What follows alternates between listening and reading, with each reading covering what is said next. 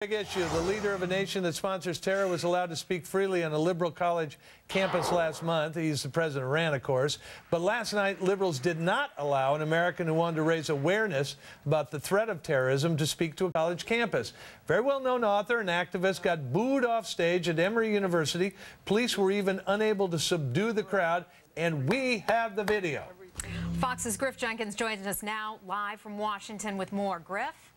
Hey, Heather and John. Listen, David Horowitz has been leading a movement all this week at 100 college campuses or more, and he's not finding a very warm reception, and as you mentioned, was actually booed off the stage last night at Emory. Take a look. On college campuses coast to coast, it's Islamofascism Awareness Week. It's a week to make people aware that our enemy are Islamofascists and that they're oppressing women, and that the campus faculties are not talking about this. From UC Berkeley on the left coast to Columbia University in New York, it's being met with an unwelcome mass.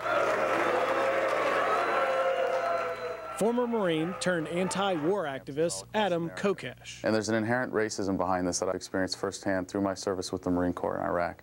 But Horowitz says it's the student organizers of Islamofascism Awareness Week who have impressed him with their courage to push ahead in the face of hate. I am tremendously impressed with these students because they're putting themselves on the line because they know their country is in danger. And in the name of free speech, David Horowitz will be allowed to take the same stage Iranian President Mahmoud Ahmadinejad took at Columbia University. And it's very interesting because the left wanted Ahmadinejad and welcomed him to Columbia, but David Horowitz is going to have to go under armed guards, and there will be protests.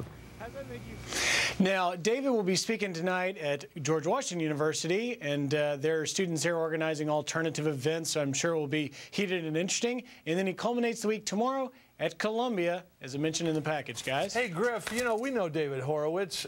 You know, target radical Islam. How is this racist?